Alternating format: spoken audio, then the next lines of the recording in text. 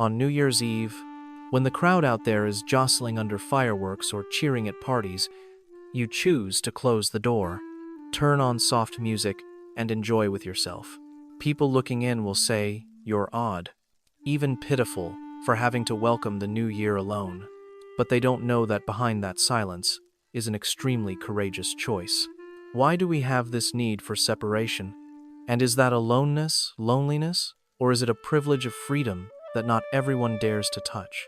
New Year must gather together. There's a truth that many people attend year-end parties just because they fear the feeling that if they stay home, then they have problems. But you're different. You dare to say no to an appointment or a gathering meal simply because you know that day you need to enjoy with yourself. That's not alienation, but an extremely smart priority choice. Welcoming the new year alone, in essence, is when you decide to return everything to its original position. Throughout a year, we often live according to others' rhythm company work hours, friends' appointment schedules, or expectations from family. But when the New Year days come and you choose to stay in your own space, that's when you take back control of personal rhythm. I call this the psychology of self-setting frequency. No urgency to go out. No pressure to be happy according to some template. You simply let yourself flow with true emotions. When you refuse a party to stay home, you're demonstrating a very solid psychological courage, not needing resonance to feel sufficient. I believe that your carefree welcoming of the new year alone this year didn't come naturally. It's the result of a process of inner maturation, full of pain and awakening. After going through tons of problems, from toxic relationships, betrayal, to pressures of making a living, you begin to see clearly the wheel operating in society. In reality, there are people who inherently belong to silence. For them, every year they welcome the new year alone because that's their nature. They love the space that no one can invade, where they are themselves in the most intense way. They spend the whole first day of the year just to rearrange the bookshelf, cook a dish they once liked very much but haven't had a chance to try, or simply sit watching sunlight through the window. They don't feel empty, because that space is being filled with personal interests that have long been pushed aside. The psychology at this time is harmony. You feel you don't need to try to become the social version of yourself anymore. You're allowed to listen to the voice inside in the clearest way. The understanding here is that you realize New Year doesn't necessarily have to be a big bang or a collective celebration. It can be a gentle flow, where you're the only one holding the wheel. They feel the freedom in doing nothing, yet still feel their heart full. A kind of peace that only when separated from the crowd can people touch. In psychology, people distinguish very clearly between loneliness and being alone in stillness. Loneliness is a passive state, the feeling of being abandoned. What I and you are choosing is solitude, an active state of seeking privacy to self-reflect. I believe that the fact you feel comfortable tonight proves you have very good inner strength. While many people must borrow the noise of crowds to fill the emptiness, a form of fear of missing out, you are enjoying the fullness from within. I once read a study saying that people who can bear being alone often have higher creativity and problem-solving ability. Your brain is operating at its highest level. This carefreeness comes from the fact you understand your needs too well.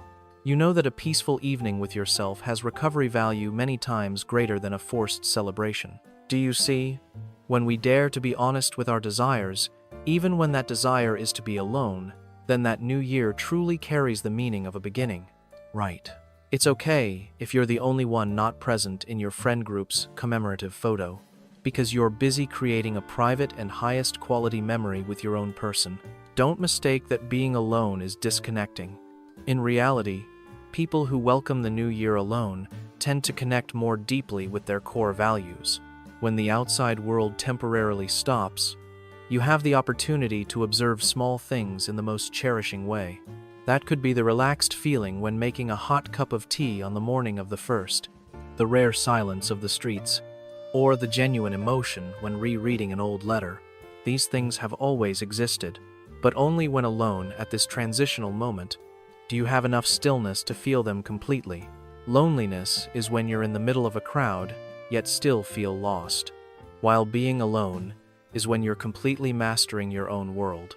The psychology of them, people who welcome the new year alone, is enjoyment. You can spend hours contemplating future plans, not because of pressure to succeed, but because you're truly curious about your own potential. This is when you dialogue with yourself like a soulmate. The normality of being alone at this time becomes an obvious and beautiful thing. It's like you finding an oasis in the middle of a desert of noise.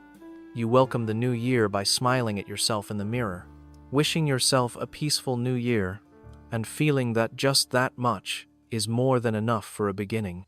This sufficiency doesn't come from the number of people around, but comes from the fact you feel comfortable with your true self, in your own space, and under your own time rhythm. Look at the way energy operates. While most of the world is in high-performance mode, straining to be happy, to celebrate, to gather, those who welcome the new year alone choose energy-saving mode. Why must I spend 5 hours of exhausting socializing just to exchange for a few check-in photos or trivial conversations that I'll forget by tomorrow morning? If a deep sleep helps them be alert on the first morning of the year to start a new habit, they'll choose sleep. New Year is a long-term cycle, not a 24-hour sprint. They're indifferent to missing out because they know they're harvesting something more precious.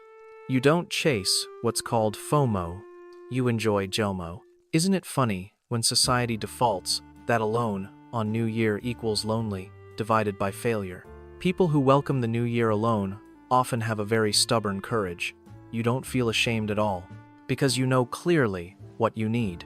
Try imagining, on the day when the whole world is bustling, you're carefree, lying curled up in a blanket, watching your favorite series straight through without needing to care about deadlines or any obligation to please anyone. There's a strange satisfaction when you choose to disappear while the whole world is busy showing off. Some will call this selfish, but actually this is a healthy psychological understanding. They understand very clearly that if I don't feel okay being with myself, then how can I bring real joy to others? Don't feel you're odd. Feel you're courageous. Because to be friends with yourself in silence, you need much stronger inner strength compared to dissolving into the crowd. I believe that welcoming the new year alone is not a manifestation of having no one to hang out with, but a manifestation that you're mature enough to no longer fear silence. When eliminating the crowd that distracts, your senses suddenly become strangely sharp. You begin to feel the small joys that people who go with groups often miss. That's an early ray of sunshine at the beginning of the year through the window, the scent of coffee more fragrant than every day, or the silence to the point of hearing even the street breathe on the first morning of the year. Their psychology focuses on the quality of each single experience. They find excitement in the most ordinary things because they're truly living in that moment, not performing for anyone to see. Do you agree that a new year starting with understanding every smallest feeling of yourself is the most solid beginning, maybe for the past 5 or 10 years? You've always been present at parties, at the most crowded places on New Year's Eve, but this year, you suddenly want to stop. I believe this is an evolution in terms of needs. If every year you've tasted enough, the flavor of bustle, noise already, then perhaps this year the flavor of silence of enjoying with yourself is a new dish, strange and full of stimulation. I think people who have thrown themselves into the crowd, only after so many times of disappointment, you learn to love yourself truly. You realize this society is inherently full of social masks, and your presence at an expensive countdown party doesn't prove you're happier than the person sitting home alone. The most sustainable happiness comes from doing what you truly want, not what you should do. Your absence from celebrations doesn't make the world less joyful, but your presence with yourself makes your inner world much more brilliant. Don't blame yourself for refusing an appointment. It's okay. It's really okay. If you only want to wish Happy New Year to the most important person in your life, yourself, sometimes this aloneness is not a choice, but simply life pushing you into a position where you must be alone. Maybe because of work, because of geographical distance, or because of something that prevents you from going home or gathering with anyone. If you're in this situation, I just want to say, don't try to strain yourself to seem like you're okay or enjoying it. You have every right to feel heartache, have the right to feel sorry for yourself when hearing the neighbor's laughter. Erase completely the thought that you yourself are not worthy of being loved, so must be alone on New Year's Day. Sometimes God intentionally separates you from the noise out there, gives you the right to embrace yourself. Simply because, in this sacred moment, no one is worthy enough to stand beside you yet, there will be a day when you've learned to love yourself in the most complete way in this silence. The world will send you a worthy soul. New Year, after all, is just a milestone in time, but the way you choose to treat yourself at that moment is what defines the entire journey ahead.